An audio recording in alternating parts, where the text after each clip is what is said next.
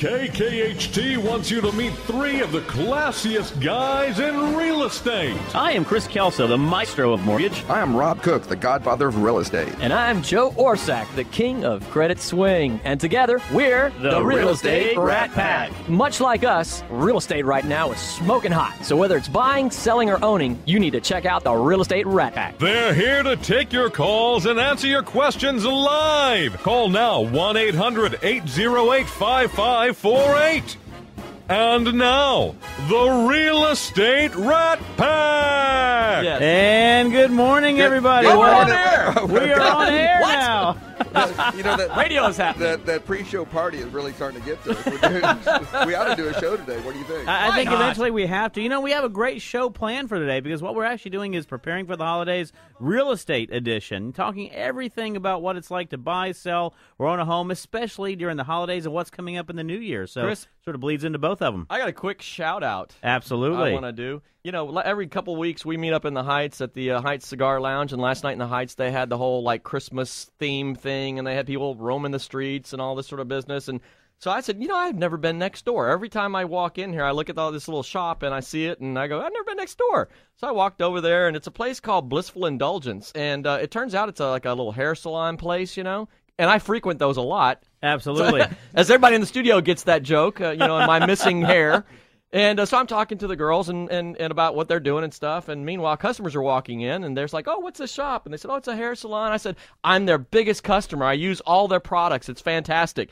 So I promised them I'd give them a shout-out because I think I ran away quite a few customers last night with that comment. So Alexis, Levy, and Samantha, if you're out there, I'm sorry for running off quite a bit of business for y'all last night. But they said they would tune into the show today and listen, and so I wanted to give them a shout-out. That is awesome right there. You know, it's a good thing you use all their products because let me tell you, the head is nice and shiny this morning. Yes, Definitely had the lotions working very good. It's massaged really well in there.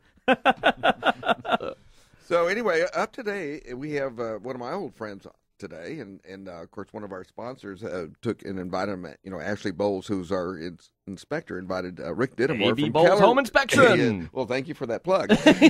Anyway, Rick, welcome to the show. Thank you, Rob. Appreciate it. And you've been a top producer out in Katy for how long now? Do I have to tell you? Yes, you do. Sold my first house in Katy in 1987. Oh, wow. Wow. Foreclosure, of course. And you have been with Keller Williams the entire time? Is that?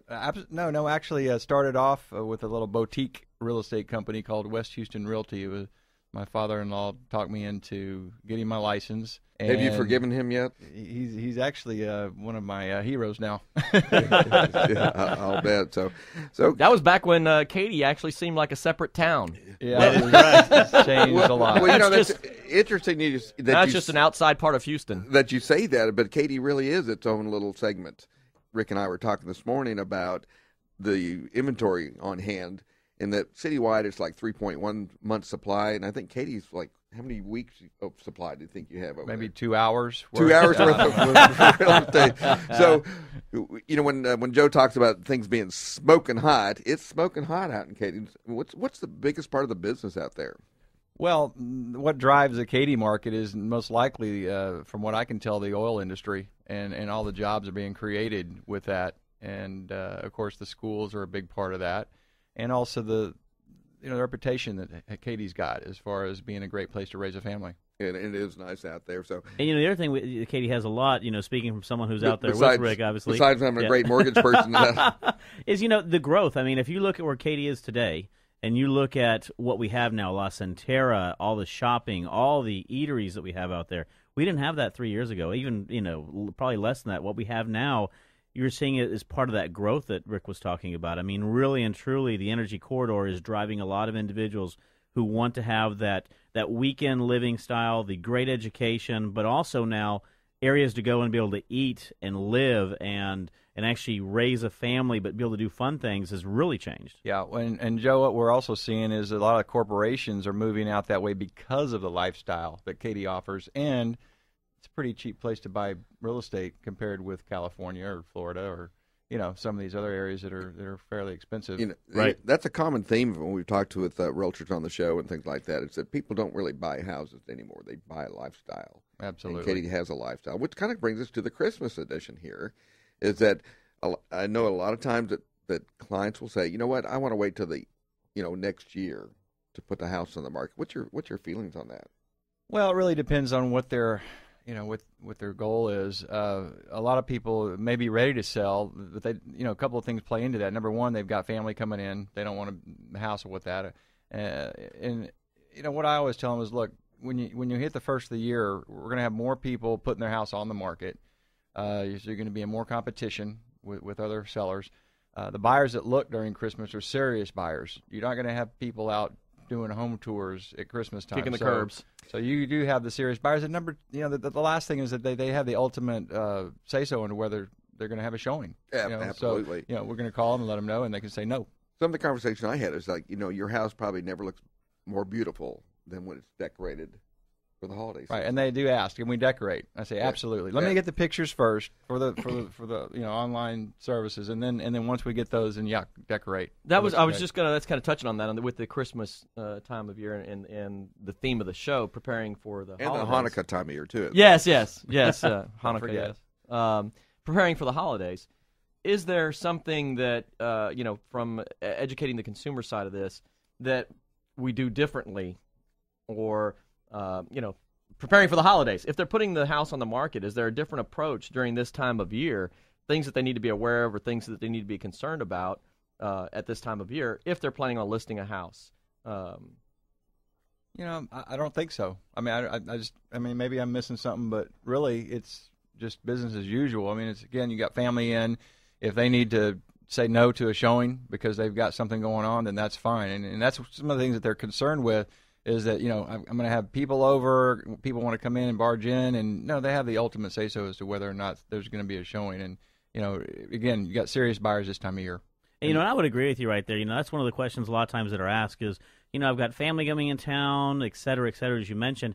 For all those listening, the great thing is a lot of times people like Rick and everybody else in this room, they use different services. And those services, you have the ability to say, yes, I can do a showing today, or no, I do not want to do a showing today. Now, it's never recommended to say no if you're trying to sell a home, because obviously you want to try to get buyers in there. But the other thing is that during the holidays, you also obviously have things that are decorated really nicely. Oftentimes you're cooking some good food. You've got some great smell. We talk about smell being one of those big things. You have decorations out in the lawn. So even though right now our lawns are starting to look brown, you offset that with some of the decorations of color and festivities, et cetera, et cetera. So, exactly. One of the things that I always tell everybody is it's always great because, again, buying a lifestyle, you want to be able to walk into a community. You want to be able to walk into a home and know that there was a family living there, especially if you have a family. You want to know that there's nice families on the block, et cetera. So it can actually enhance that ability to sell a home. Yeah, I mean, how much better is it going to feel to walk into a decorated home as opposed to one that's vacant?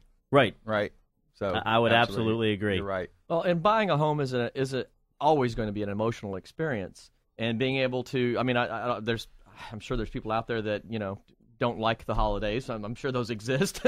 But from an emotional experience, buying a home and connecting that with the emotions of the holidays and family and all that sort of thing really, I think, amps up the emotional aspect of it, which kind of ties into, we were talking about how hot the market is. At Christmas time, are we still dealing with, is that an issue for you, getting multiple offers on properties, this sort of thing, and the emotional aspect of that? I know before the show we were kind of talking about dealing with multiple offers. Mm-hmm. And educate us a little bit about, from the consumer, you're working with a buyer. What does it look like when they're dealing with multiple offers, even in the Christmas time?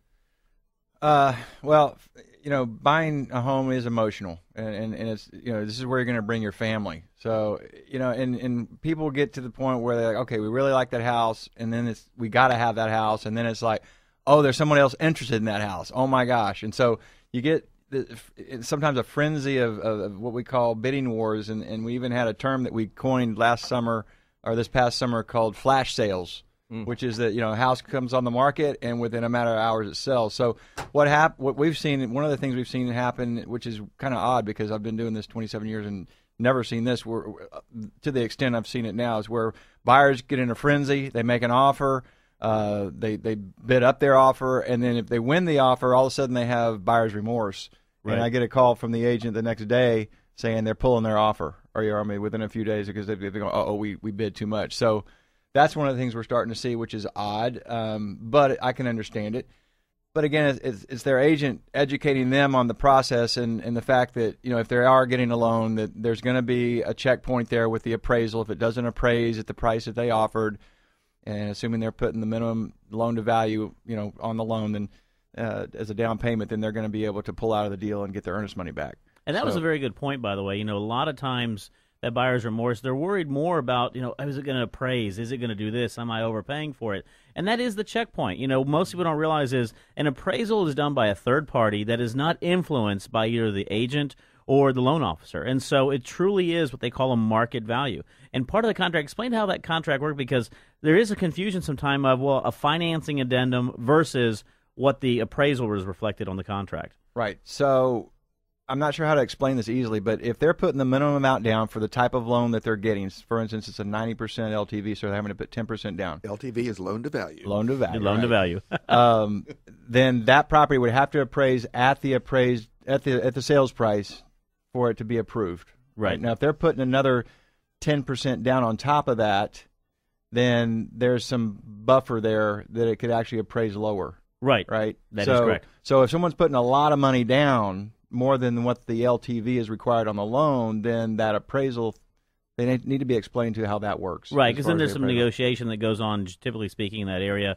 And that was a very good point, because a lot of times if you're doing 20 or 30 or 40% down, still getting financing, and it doesn't come in at value, then there's some more negotiating that can or cannot happen right there. Now, you still have the ability to say, I'm still overpaying for the property, but oftentimes you have individuals who are putting that much money down. They're aware going into it. And a lot of times they're also aware of that flexibility that might exist in regards to any negotiation that's needed right there. Well, when you're doing conventional, though, you use language in the contract that basically says it has to meet underwriter's guidelines. There's two sets of approvals nowadays. Right, the that credit is correct. approval for the buyer, and then approval of the home.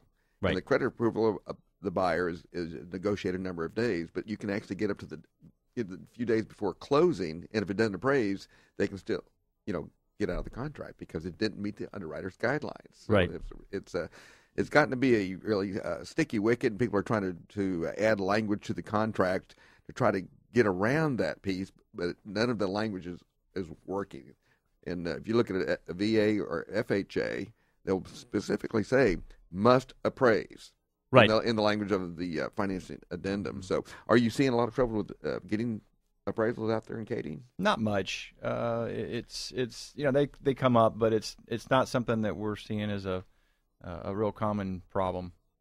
Well, it was kind of systemic for a while. Is that they when we first kind of started coming out of the the downturn, is that appraisers were not giving value to the market going upwards. Correct. In opposed to that, they actually were detracting when it was a downward market. So, it's appraised for this today, but it's a downward trending market, so therefore we're going to appraise it for lower.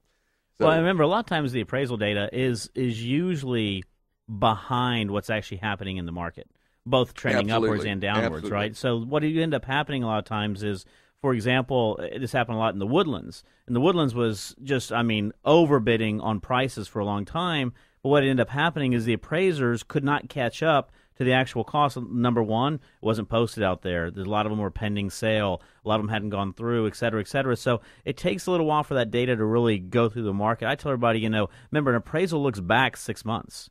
And so you have to have 6 months worth of data to really look and see those increases of values. Yeah, it's a lagging process.